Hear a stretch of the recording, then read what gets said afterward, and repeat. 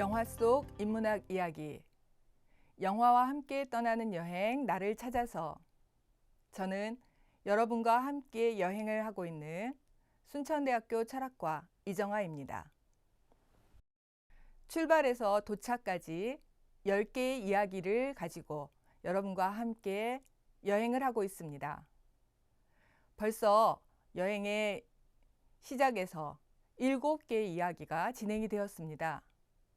그동안 여러분들은 어떤 나를 만나고 어떤 나를 찾으셨는지, 만나서 여러분들과 이야기를 나누고 싶은데 그러지 못해서 조금은 안타까운 심정입니다. 언젠가 기회가 되면 여러분들은 이 여행에서 무엇을 느끼셨고 또 그동안 보지 못했던 어떤 나를 만나셨는지, 혹은 저는 이렇게 생각하는데 저와 다른 어떤 생각을 하셨는지 이야기를 나누고 싶습니다. 언젠가 그런 기회가 올 수 있으리라고 굳게 믿으면서 또 오늘 여행을 떠나보겠습니다. 오늘 8번째 이야기, 그 출발은 나는 누구지? 라고 하는 조금은 엉뚱하고 그러나 누구나 한 번쯤은 진지하게 물어봤을 법한, 그리고 꼭 한 번씩은 물어봐야 할 그런 질문을 같이 한번 해보고자 합니다. Who am I? Who are you? 당신은 누구세요? 라고 하는 질문은 너무 보편적이고 너무 일상적이죠. 그런데 우리는 정작 나 자신에게 나는 누구지? 라고 물어야 할 때 묻지 못하고, 물어야 하지만 물어볼 용기가 나지 않습니다. 왜 그럴까요? 혹시 그 질문에 답을 하지 못하면 어떡하지? 아니면 내가 누구긴 누구야, 나지? 라는 너무 뻔한, 그러나 답이 아닌 답을 할까봐 겁이 나서 그러는 건 아닐까요? 여러분은 이 질문을 해보신 적이 있나요? 혹은 이런 질문에 답을 해보신 적은 있나요? 오늘은 저와 함께 여행을 하시면서 마음속으로 계속 이 질문을 나에게 해보시면 좋겠어요. 나는 누굴까요? 나는 대체 누구길래 이 시간에 이 영상을 보고 있고 또 이 시간에 숨을 쉬고 있고 이 지구라는 곳에서 누구의 엄마, 누구의 아빠, 혹은 누구의 딸, 누구의 아들, 혹은 누구로 이렇게 살고 있는 것일까요? 정말 어떤 별에서 온 그 누구는 아닐까요?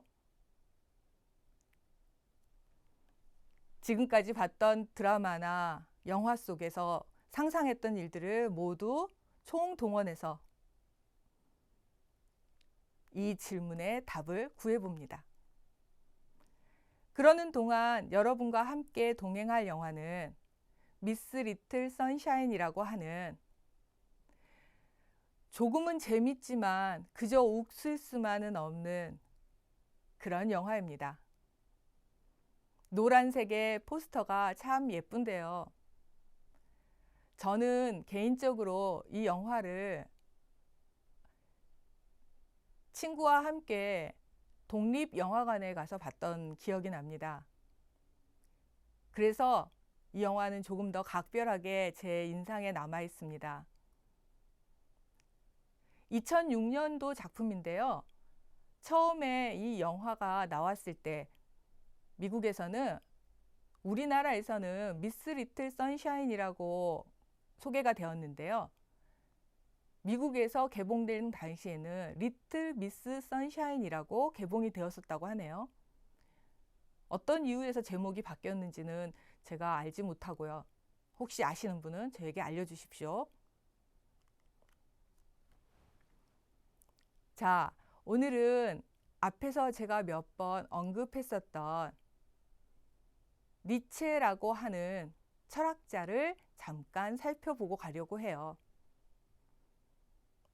이유는 이 철학자가 나라고 하는 아이, 그 나라는 사람의 얘기를 많이 한 걸로 유명해요. 독일의 철학자인데요. 이 사람에게 붙어있는 별명은 하도 많아서요. 뭘 하나로 꼬집어서 말하기가 어려운데요. 망치를 든 철학자, 가치의 입법자, 뭐 등등. 학교 다닐 때 여러분들 중에 짜라투스트라는 이렇게 말했다라고 하는 책을 한 번쯤은 들춰보셨을 법한데요. 물론 몇 장 보시다가 덮으신 분이 더 많으실 수도 있죠. 이게 도대체 뭐야? 책도 아니고 시도 아니고.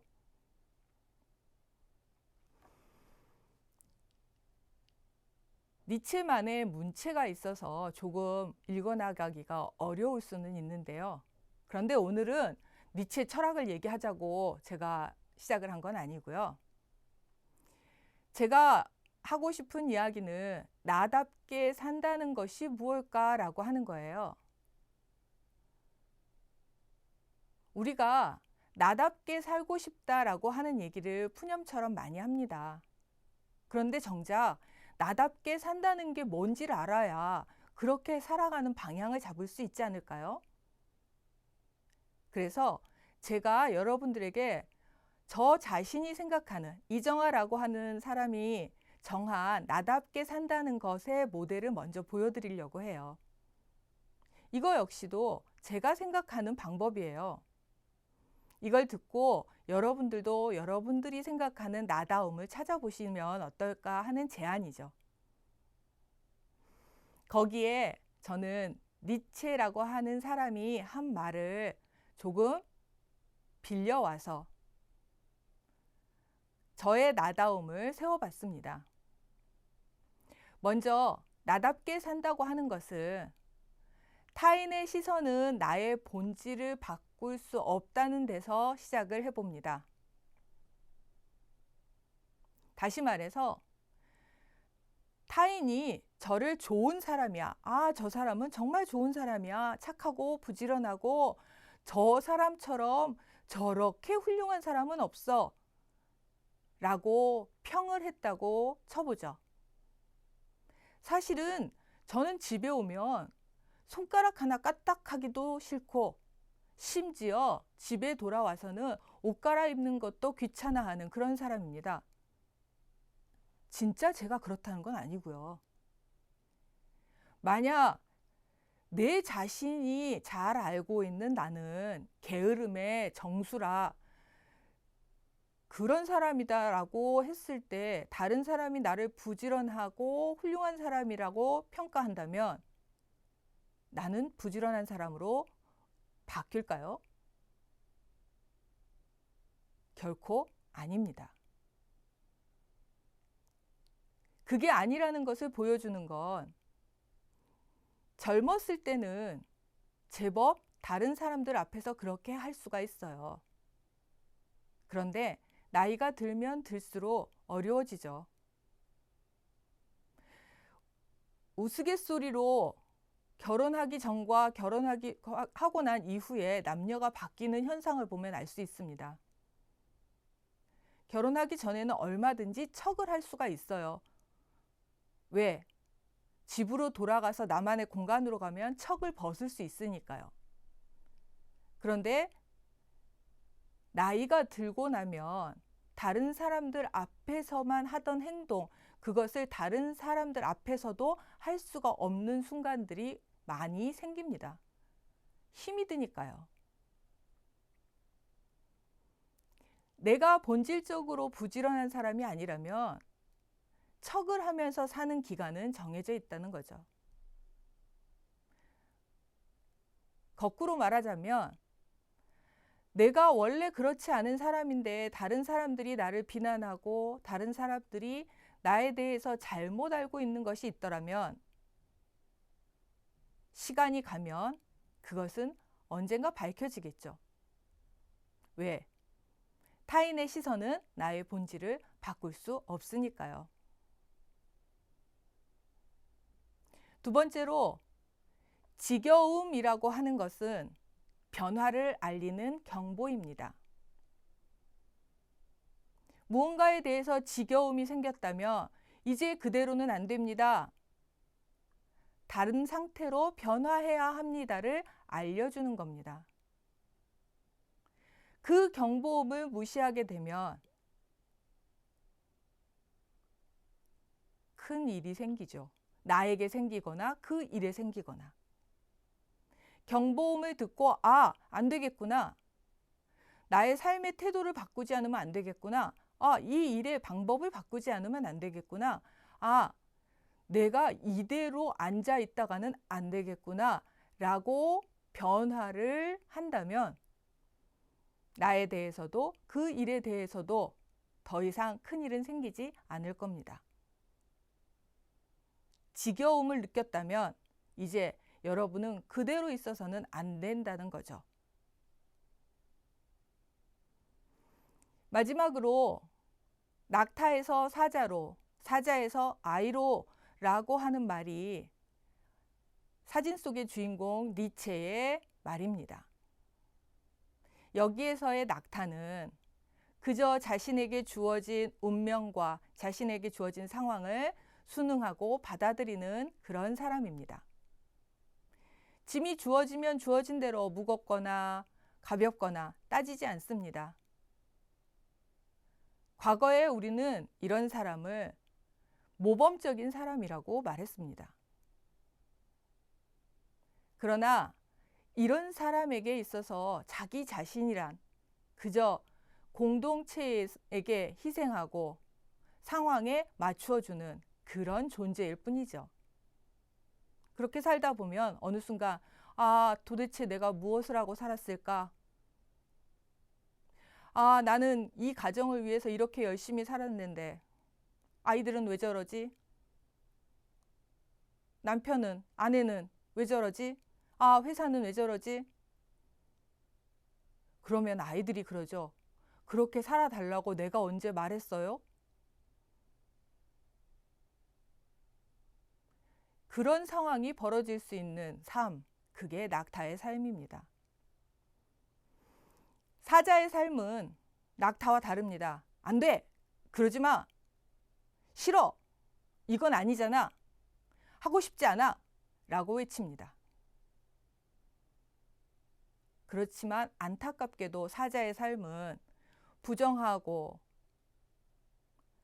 화를 내고 으르렁거리는 데에서 멈춥니다. 나아갈 바를 모르고 대안이 없어요. 여기에 대해서 할 말이 많이 있습니다만 그걸 다 하자면 너무 길어질 것 같으니까 아이로 넘어가죠. 그래서 아이의 삶으로 가라고 합니다. 그런데 오해하지는 마세요. 천진무구하고 아무것도 모르고 천방지축으로 뛰는, 그래서 타인에게 피해가 되든 말든 내가 하고 싶은 대로 멋대로 하는 그런 아이가 아닙니다. 여기에서의 아이는 순수하게 놀이를 즐길 줄 아는 그런 아이를 말합니다. 경쾌하게 걸음을 걸을 수 있는, 춤을 추듯 걸을 수 있는 그런 아이를 말합니다. 앞에서 말했듯이 아이는 놀이를 즐길 수 있는데 그 놀이는 의미를 부여하지 않습니다. 결과에 집착하지도 않습니다. 다만 그 과정을 즐길 줄 압니다. 이기고 지는 것이 중요한 것이 아니라 내가 그 과정에서 즐길 줄 아는 것, 그것이 아이입니다. 비록 이 게임에서 내가 지더라도 나는 그 게임에 순수하게 참여했고, 그래서 그 게임으로 인해서 내가 즐거웠다면 그것으로 족합니다. 나답게 산다는 것은 무언가에 희생하고 또 무언가에 으르렁거려서 그래서 무언가를 얻는 것이 아니라 그 순간순간에 내가 좋아서, 혹시 하고 싶지 않지만 부득이하게 해야 한다면 그래, 해보자. 그리고 참여할 수 있는, 내가 할 수 있는 만큼 할 수 있는 그런 사람이 나답게 산다는 게 아닐까요? 저는 나답다고 하는 것을 그렇게 정의하고 싶습니다. 자, 그렇다면 오늘의 영화에서는 어떤 나를 찾을 수 있을까요? 함께 볼 미스 리틀 선샤인은 조나단 데이턴과 발레리 페이슨 감독의 작품입니다. 2006년도에 만들어진 이 작품은 가족 로드무비라고 할 수 있는 작품인데요. 여기에 나오는 가족들은 어느 누구 하나 사연이 없는 사람이 없고요. 어느 누구 하나 실패하는 경험을 안 한 사람이 없습니다. 2주째 저녁 식사로 패스트푸드점에 치킨을 내놓고 있는 엄마. 삶의 권태가 덕지덕지 묻어있다고 할 수 있겠죠. 그리고 아빠는 9단계 성공 이론이라고 하는 자기만의 어떤 이론을 만들어서 책을 만들었습니다. 그리고 그 책이 팔리기만 해 학수고대하고 있는데 아무리 봐도 그 책이 그렇게 베스트셀러가 될 것 같은 예감은 보이지가 않습니다. 이 영화를 보다 보면 핵심 인물처럼 보이게 되는 할아버지가 있는데요. 불행하게도 이 할아버지는 마약을 하는 것 때문에 평생 집안의 골칫거리였는데 끝내는 요양원에서도 마약을 하다 쫓겨서 집으로 돌아옵니다. 그리고 삼촌이 한 명 있는데요. 어떡하죠? 동성애자 연인에게 버림을 받고 시련의 아픔에 젖어 있습니다. 그리고 이 집의 아들은 조종사가 되겠다는 큰 꿈을 가지고 조종사가 되는 그날까지 무건수행을 진행하고 있습니다. 그리고 저 사진에 보이는 귀여운 아이, 저 아이가 이 영화의 주인공이라고 할 수 있는 올리브인데요. 저 올리브는 오직 꿈이 하나예요. 영화에서 제목에서 볼 수 있는 것처럼 미스 리틀 선샤인에 나가는 거. 아동 미인 선발 대회 같은 거죠. 예. 거기에 나가는 걸 꿈꾸면서 그 비디오 영상을 돌려보고 포즈를 취하는 게 저 아이의 유일한 낙입니다. 그런데 저 사진에서 보다시피 그렇게 보편적으로 미스 리틀 선샤인에 나갈 몸매로 보이지는 않아 보이죠. 하여튼 꿈은 참 야무집니다. 이 가족들이 그런 야무진 꿈을 가지고 있는 올리브와 우연찮게도 지역 대회에 나가는 행운 아닌 행운을 얻게 됩니다. 그래서 누구 한 사람 집에 남아있을 수 없는 상황이 되고 저 뒤에 보이는 노란색 봉고차를 타고 가족 모두가 올리브의 대회장에 가게 됩니다. 그런데 가는 동안에도 티격태격 말썽이 많은 중에 과다하게 마약을 하게 된 할아버지가 죽게 됩니다. 그리고 법 규정상 이 할아버지의 장례를 치르게 되면 올리브의 대회에는 참석할 수 없게 됩니다. 이 가족은 중대한 결정을 내리죠. 그래서 병원에서 할아버지의 시신을 훔치게 되고 그 훔친 시신을 차 뒤에 싣고 대회장으로 갑니다.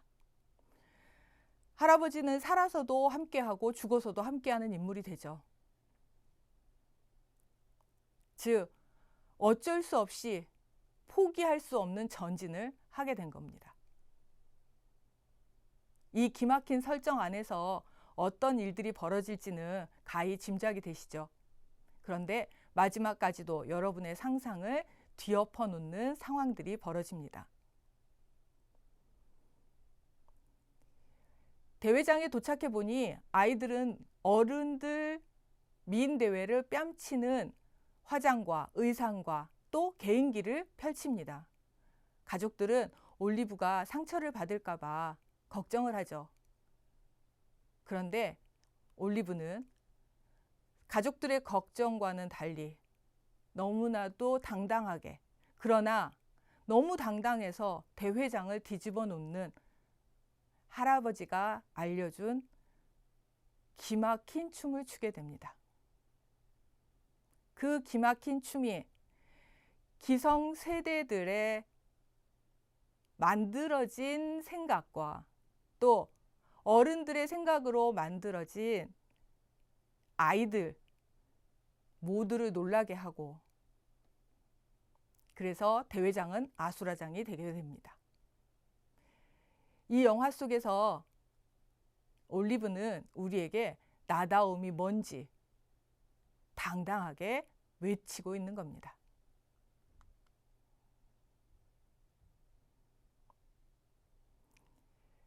길 위에서 이 가족들은 모두의 실패 속에 숨겨져 있는 나를 찾게 됩니다.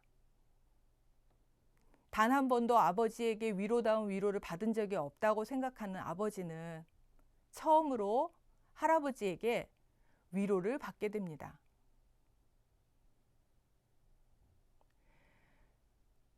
버스를 타고 가는 도중에 우연찮게도 조종사가 꿈이었던 아들은 자신이 생맹임을 알게 됩니다. 그리고 생맹이라는 이유 때문에 조종사가 될 수 없다는 걸 알게 되고 그동안 지켜오던 무건수행을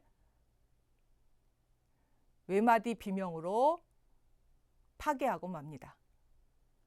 그리고 그 위로는 막내 올리브의 따뜻한 손길로 이루어집니다. 그리고 다시 길을 떠나게 되죠.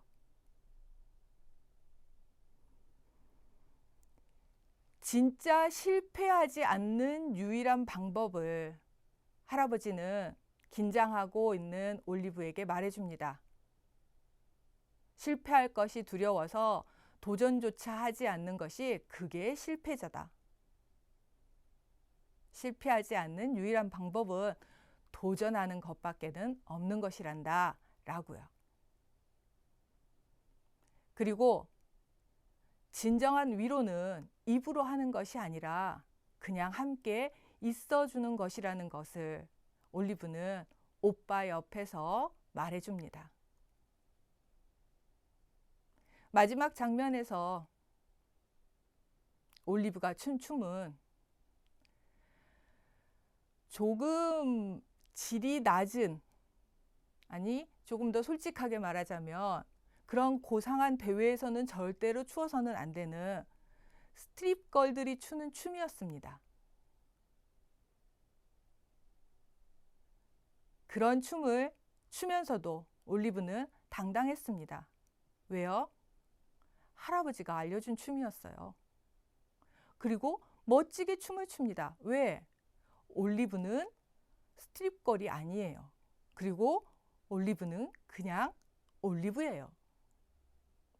어떻게 해도, 무엇을 해도 나는 나입니다. 자, 이제 여러분들과 8번째 여행을 마치려고 합니다. 8번째 여행의 일기는 이렇게 정리해 봅니다. 먼저, 나를 인정합시다. 어떻게요? 지금 모습 그대로. 조금 더 나아져서 내가 무엇을 하고, 토익 900점 받으면, 아파트 40평을 구입하고 나면, 차를 뭐뭐뭐 사고 나면, 이 아니라 조금 부족하고 조금 모자라고 아직 준비가 덜 된 지금 모습 그대로 지금 나를 인정합시다. 또 나를 배려합시다. 어떻게요? 나도 상처받으면 안 괜찮으니까요. 괜찮아요, 저는. 괜찮습니다. 그런데 사실은 안 괜찮아요.